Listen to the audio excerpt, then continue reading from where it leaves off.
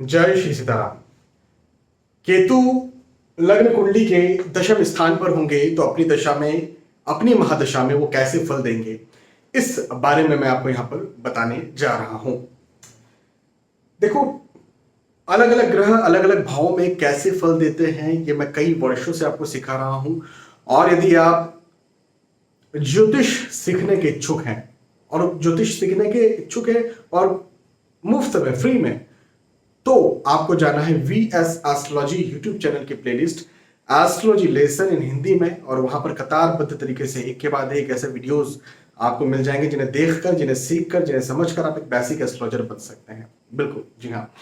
तो जाइए, और हजारों के कोर्स वहां पर आपको फ्री में मिलने वाले हैं। ठीक है, चलिए। केतु महाराज जो है, आप उनके बारे में बात करते हैं, दशम स्थान के बारे में बात करते हैं और कैसे फल मिलेंगे ऐसी बात कर रहे हैं।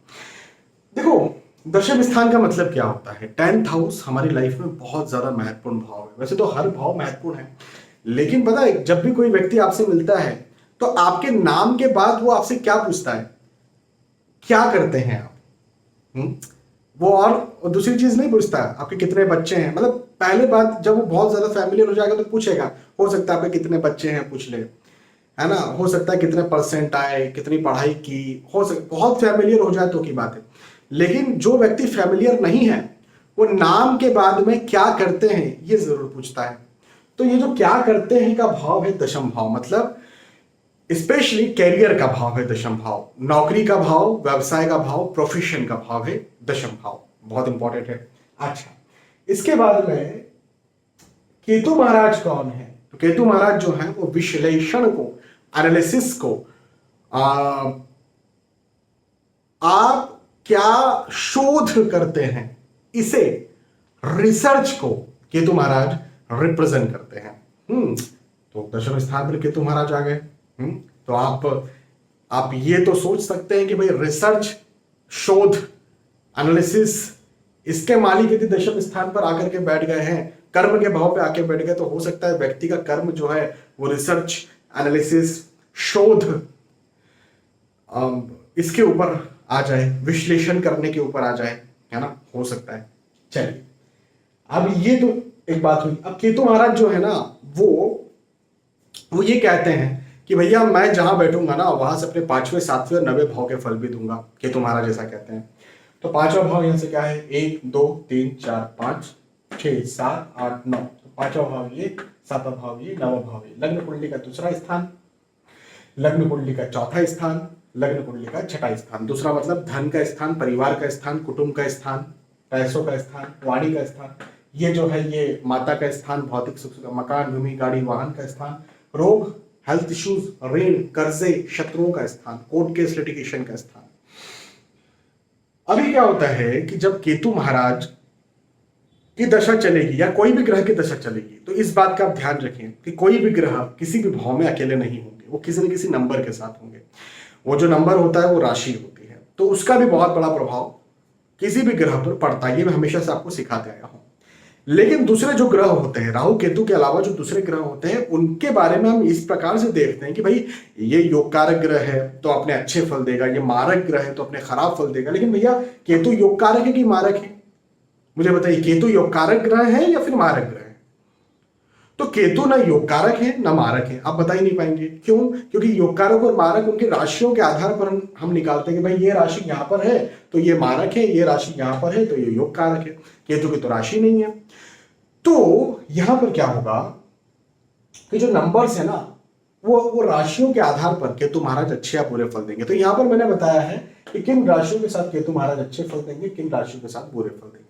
तो पहले ये समझ लीजिए, इसका स्क्रीनशॉट भी आप लेके रख सकते हैं। अच्छे फलों की चर्चा करें तो 6 नंबर के साथ, 6 नंबर में कन्या राशि, 7 नंबर में तुला राशि, 8 नंबर में वृश्चिक राशि, 9 नंबर में धनु राशि, 10 नंबर मकर राशि, 11 नंबर कुंभ राशि। इन राशियों के साथ केतु महाराज यदि यहाँ पर बैठते हैं, इन नंबर्स के साथ बैठते हैं, तो केतु महाराज अपने अच्छे फल देंगे। उसमें भी 8 और 9 नंबर, मतलब वृश्चिक राशि और धनु राशि में केतु उच्च राशि स्थित होते हैं और यहाँ पर कुछ ज्यादा ही अच्छे, बहुत अच्छे फल देने वाले हैं।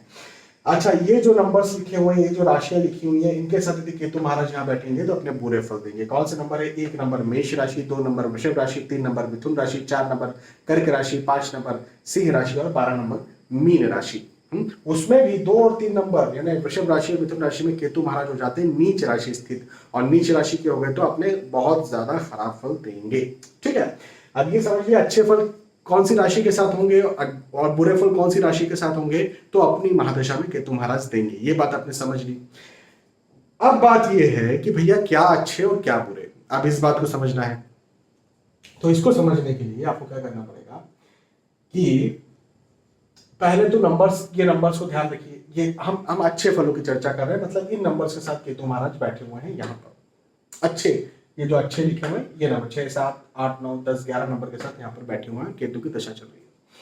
तो भैया फिर व्यक्ति पता है क्या बोलेगा, या मान के चलो कि कोई भी बच्चा मुझे अपनी कुंडली दिखाता है, बच्चा इन द सेंस कि जो स्कूल में है, स्टूडेंट है, या उसके माता पिता अपनी मुझे अपनी कुंडली दिखाते हैं और वो कहे कि भैया हमारे जो बच्चा है उसे कौन सी फील्ड में जाना चाहिए, और मुझे ऐसा दिखा कि भाई केतु की दशा आ रही है और इन नंबर्स के साथ केतु महाराज बैठे हुए हैं, तो मैं कहूंगा किसी विश्लेषण की फील्ड में चले जाओ, एनालिसिस की फील्ड में चले जाओ, डेटा एनालिटिक्स के जॉब्स होते हैं, या फिर एक प्रोफेसर, एक टीचर। भाई टीचर और प्रोफेसर से बड़ा रिसर्चर कोई नहीं होता।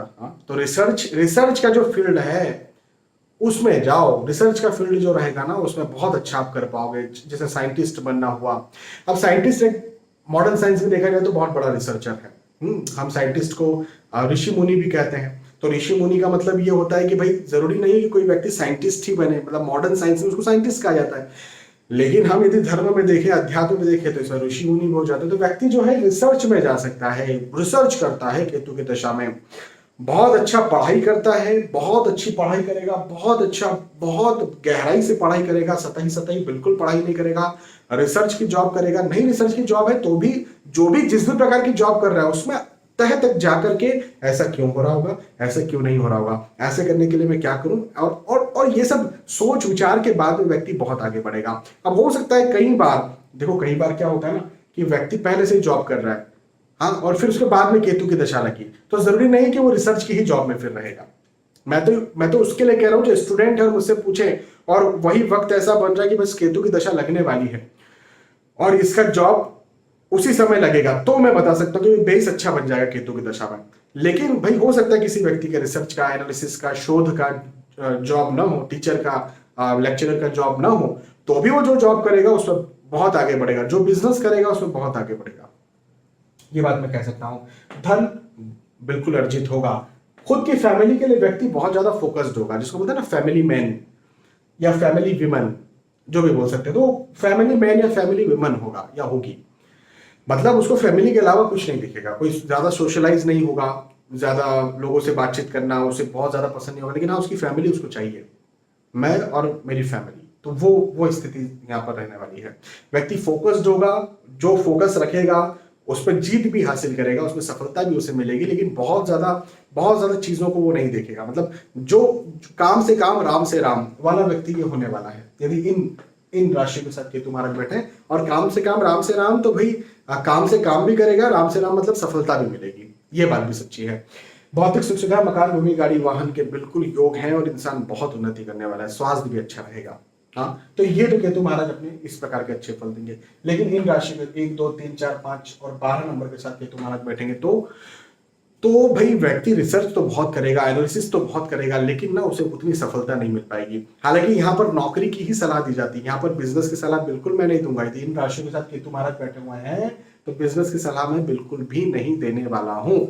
नौकरी ही करना है, नौकरी में भी उतनी उन्नति नहीं मिलती है, लेकिन अब रास्ता भी कुछ नहीं है हमारे पास। पढ़ाई लिखाई में मन नहीं लगता है, इंसान फिजूल की रिसर्च, फिजूल की चीजें सोचना, फिजूल के दिमाग में थॉट्स चलना, नेगेटिव थिंकिंग चलना, एंजाइटी होना, ऐसी स्थितियां उसके साथ हो जाती है, जो कि बहुत ज्यादा अच्छी बात नहीं है। वाणी उग्र हो जाती है, परिवार से भी कई बार ऐसा व्यक्ति अलग हो जाता है, परिवार वाले इस व्यक्ति को नेगेटिव पर्सन समझ करके कई बार अलग कर देते हैं, दूर होने की कोशिश करते हैं, दोस्तों से अलग हो जाता है, कई बार घर परिवार से अलग होना पड़े, अपने मदरलैंड मतलब जहां पर जन्म हुआ वहां से कहीं दूर जाकर के काम करना पड़े और रहना पड़े। कोर्ट केस लिटिगेशन की स्थिति बन सकती है, बिजनेस किया तो कर्जे की स्थिति तो जरूर उसे बन जाएगी, ये बात मैं आपको बता दे रहा हूं, पैसा तो बचेगा नहीं। और यदि कहीं जॉब कर रहे हैं, कॉर्पोरेट सेक्टर में भी है, तो हिडन एनिमीज से डायरेक्ट एनिमीज बने, ऐसी स्थितियां जो है वो कई बार पैदा हो जाएगी। हेल्थ इश्यूज भी हो सकते हैं, पेट का निचला हिस्सा, कमर, छाती की समस्या, गर्दन, गले की समस्या भी पैदा हो सकती है। आंखों की समस्या पैदा हो सकती है, ज्यादा एंजाइटी की, चिंता की, ब्लड प्रेशर की, हाइपरटेंशन की समस्या, शुगर, डायबिटीज की समस्या पैदा हो सकती है। तो ये केतु महाराज जो है ये बिल्कुल भी अच्छे ग्रह नहीं है, खराब ग्रह है, और ये अपने खराब फल, मतलब यदि इन राशि 1 2 3 4 5 12 के साथ बैठे हैं तो बिल्कुल अपने खराब फल केतु महाराज देंगे। ठीक है। अब केतु महाराज के खराब फल यदि मिल रहा है तो उन्हें कंट्रोल करने के लिए क्या करना चाहिए? उन्हें कंट्रोल करने के लिए आपको क्या करना है कि आप जाइए VS एस्ट्रोलॉजी यूट्यूब चैनल की playlist astrology lesson in Hindi में, वहां नहीं सभी ग्रहों के सटीक उपाय इस प्लेलिस्ट में आप जाइए, वहां पर केतु महाराज का वीडियो मिलेगा, उस वीडियो को देख लीजिए। उस वीडियो में जैसा जैसा मैंने बताया वैसा वैसा आप कर लीजिए। मेरा मानना यह है कि केतु महाराज के जो भी खराब फल आपको देखने को मिल रहे हैं, यदि केतु महाराज की कृपा रही, दया रही, तो वो खराब फलों में आपको कमी देखने को मिल जाएगी। ठीक है, बहुत बहुत धन्यवाद। फिर मिलते हैं आने वाले वीडियोज और एपिसोड्स में, तब तक के लिए आज के इस वीडियो आपसे विदा चाहता हूँ। जय श्री सीताराम।